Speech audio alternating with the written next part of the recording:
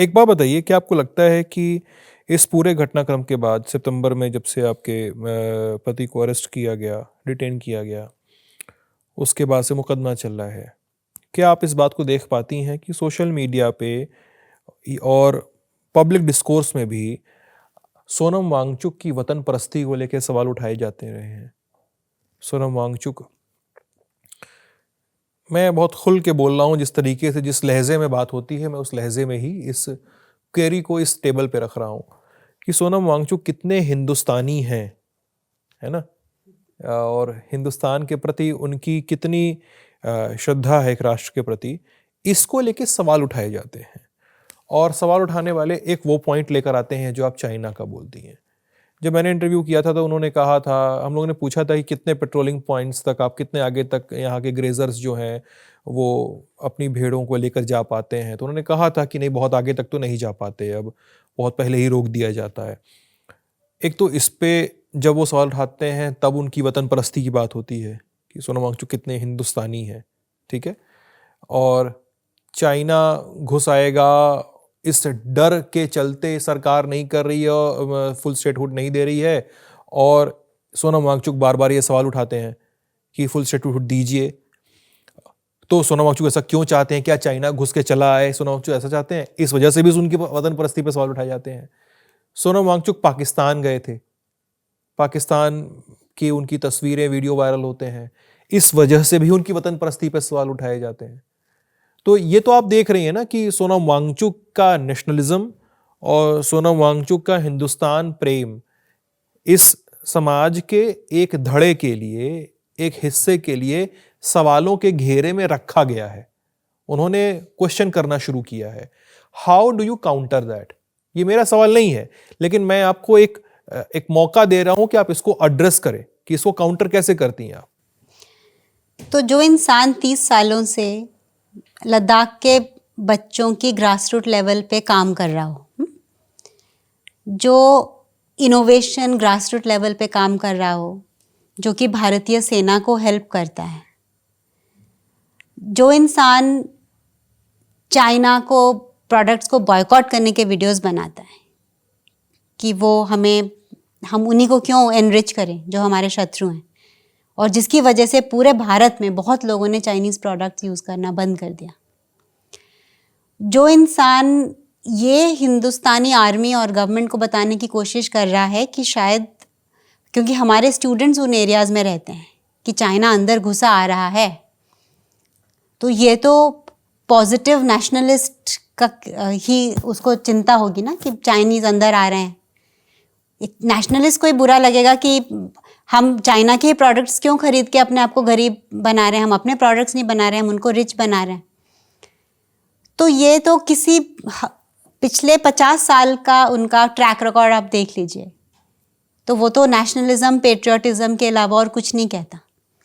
और अगर एक वर्ल्ड फेमस साइंटिस्ट जो है, क्लाइमेट एक्टिविस्ट है, अगर वो एक बाकायदा UN पार्टनर्ड डॉन मीडिया की एक कॉन्फ्रेंस में पाकिस्तान जाता है और वहाँ पर स्टेज से कहता है प्रधानमंत्री को अप्रिशिएट करते हुए, भारतीय प्रधानमंत्री को, कि हमारा जो सिंपली लाइफ है, जो कि लाइफस्टाइल फॉर चेंज जो प्रधानमंत्री का इनिशिएटिव था, उसको सराहता है।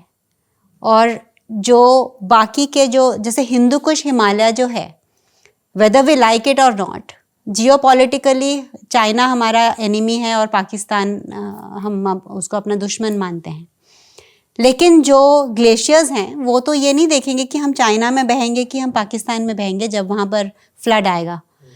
तो कुछ ऐसे चीज़ें होती हैं जो सारी कंट्रीज़ को मिलके सुलझानी होती हैं।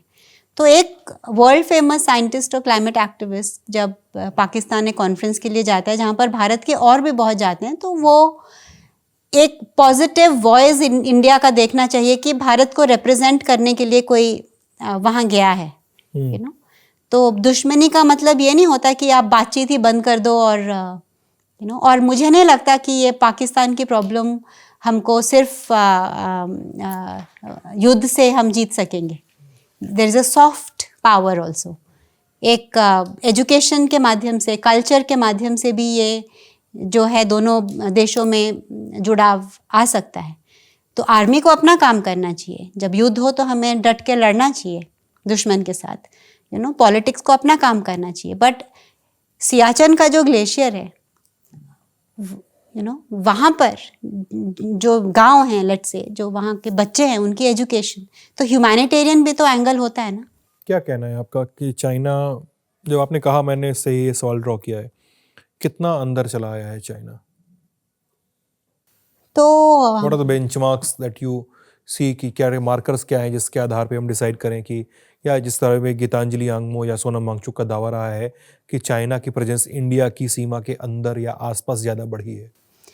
तो एग्जैक्टली कितने किलोमीटर्स आ गया है वो तो हमें जाके मेजर करना होगा, पर हर साल सलामी स्लाइसिंग की हम बातें सुनते हैं, और हमारे जो स्टूडेंट्स वहाँ रहते हैं वो ये कहते हैं कि हर साल सलामी स्लाइसिंग, धीरे धीरे चाइना, अच्छा, परत दर परत, जैसे सलामी पीसेस को काटा जाता है मीट की। हाँ, okay. तो जैसे 1 किलोमीटर अंदर आया एक साल, दूसरे साल और थोड़ा सा, तो वो हम जब जाते हैं तो हमें जहाँ रोका जाता है वो हर साल अंदर अंदर आता जा रहा है। तो सोनम का बस ये कहना था कि हम वहाँ जाके देख सकते हैं, इंडियन आर्मी भी आए, गवर्नमेंट भी आए, ताकि हम उसको हैंडल कर सकें। तो जस्ट आंख बंद करने से तो वो प्रॉब्लम नहीं चली जाती। अगर थोड़ा सा भी डाउट हो कि ऐसा हो रहा है तो उसको चेक करना चाहिए। पर जैसे ही उन्होंने अनाउंस किया कि he wants to go there check करने के लिए, तो कर्फ्यू लगा दिया गया था और इंटरनेट बंद कर दिया गया था, और फिजिकली भी रोका गया था वहाँ जाने के लिए सोनम को, पिछले साल 24-25 में। लेकिन आपके स्टूडेंट्स जो वहाँ रहते हैं वो क्या स्थिति बताते हैं? कि हर साल जहाँ तक वो भीड़ ले जाते थे वो कम होता जा रहा है। ओके।